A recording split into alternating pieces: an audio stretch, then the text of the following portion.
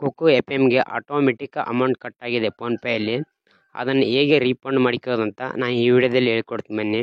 Cocoa F ಎಮ್ಗೆ amount cut ಆಗಿತ್ತಂದರೆ refund ಆಗುತ್ತೆ. ಇಲ್ಲಿ ನೋಡಿ, ನಂದು ಕಟ್ ಆದ ಅಮೌಂಟು 2 ತಾಸಿಂದ ಅಮೌಂಟ್ ನಂದು ಕಟ್ ಆಗಿತ್ತು.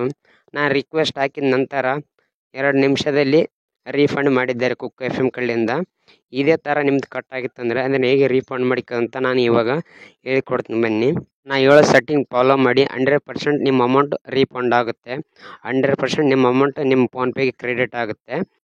Cocoa F M app uninstall ಮಾಡಿದ್ದೀರಂದರೆ, ಡಿಲೀಟ್ ಮಾಡಿದ್ದೀರಂದರೆ ಮತ್ತೆ ಇನ್ಸ್ಟಾಲ್ ಮಾಡಿ. ಇನ್ಸ್ಟಾಲ್ ಮಾಡಿದ ನಂತರ ನಿಮ್ಮ ಮೊಬೈಲ್ ನಂಬರಲ್ಲಿ ಲಾಗಿನ್ ಆಗಿ.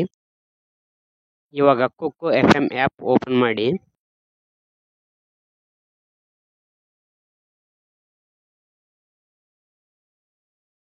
ಓಪನ್ ಮಾಡಿದ ನಂತರ ಕೆಳಗಡೆ ರೈಟ್ ಸೈಡ್ ಮೈ ಪೇಸ್ ಅಂತಿದೆಯಲ್ಲ ಅದರ ಮೇಲೆ ಕ್ಲಿಕ್ ಮಾಡಿ.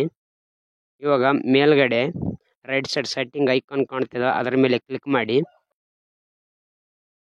ಇವಾಗ ಕೆಳಗಡೆ ಲೆಫ್ಟ್ ಸೈಡ್ ಸಪೋರ್ಟ್ ಅಂತಿದೆಯಲ್ಲ ಆ ಸಪೋರ್ಟ್ ಮೇಲೆ ಕ್ಲಿಕ್ ಮಾಡಿ. ಇವಾಗ ಇಲ್ಲಿ ಲ್ಯಾಂಗ್ವೇಜ್ ಕೇಳುತ್ತೆ, ನಿಮ್ಗೆ ಯಾವ ಲ್ಯಾಂಗ್ವೇಜ್ ಬೇಕಂತ.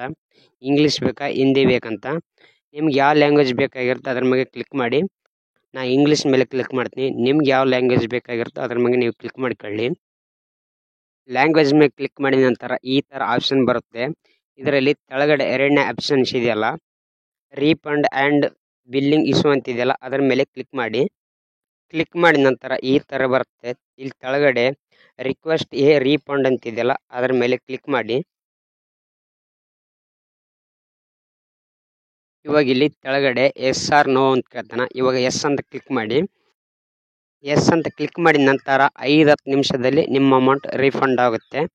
ಈ ವಿಡಿಯೋ ಯೂಸ್ಫುಲ್ ಆದರೆ ಲೈಕ್ ಮಾಡಿ. ಇಲ್ಲಿ ನೋಡಿ ಫ್ರೆಂಡ್ಸ್, ನನ್ನ ಅಮೌಂಟ್ ರೀಫಂಡ್ ಮಾಡಿದರು. ಇಲ್ಲಿ ನೋಟಿಫಿಕೇಶನ್ದಲ್ಲಿ ರೀಫಂಡ್ ಮೆಸೇಜನ್ನು ಬಂತು ಫೋನ್ಪೇಗೆ. ಇಲ್ಲಿ ನೋಡಿ, ಈ ಥರ ರೀಫಂಡ್ ಆಗುತ್ತೆ.